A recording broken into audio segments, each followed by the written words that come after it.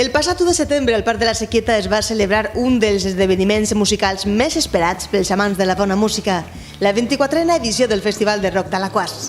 Amb un cartell amb aquest nivell, tan sol podia tindre com a resultat una cita multitudinària.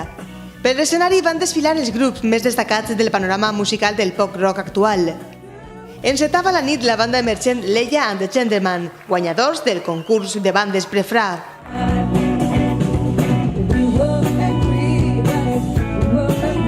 El grup va encendre la metxa per donar pas a Corazones Eléctricos, una de les més destacades veus del rock valencià que va pujar a l'escenari per a presentar el seu primer disc.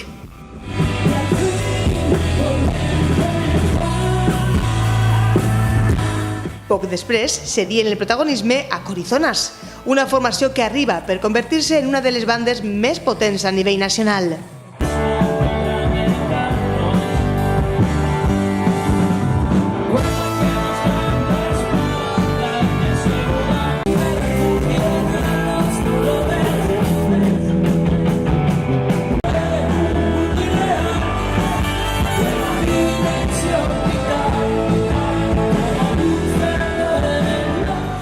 Eren les 2 de la matinada i arribava el moment de Sexy Zebras, el grup madrileny consagrat com una de les bandes icones rock espanyoles.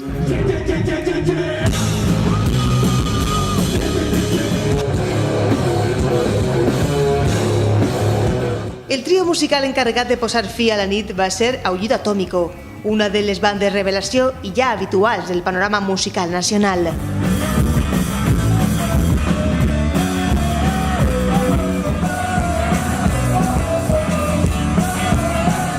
Aquesta nova edició va comptar amb novetats com la zona de música Remember dels anys 80, així com un espai per poder sopar als food trucks. També un espai d'ús exclusiu per a persones amb mobilitat reduïda. Al recinte, i per primera vegada al festival, s'instal·laren els anomenats punts violeta, carpes situades en llocs d'alta concentració de gent jove per a sensibilitzar sobre la necessitat de gaudir d'unes festes sense agressions sexistes. El missatge no sexista va arribar als gots reutilitzables que es servien junt a l'escenari. Pop rock en essència, èxit de participació i l'aposta per un festival gratuït de qualitat. Així ha sigut aquesta edició consolidada com a tot un referent del panorama musical.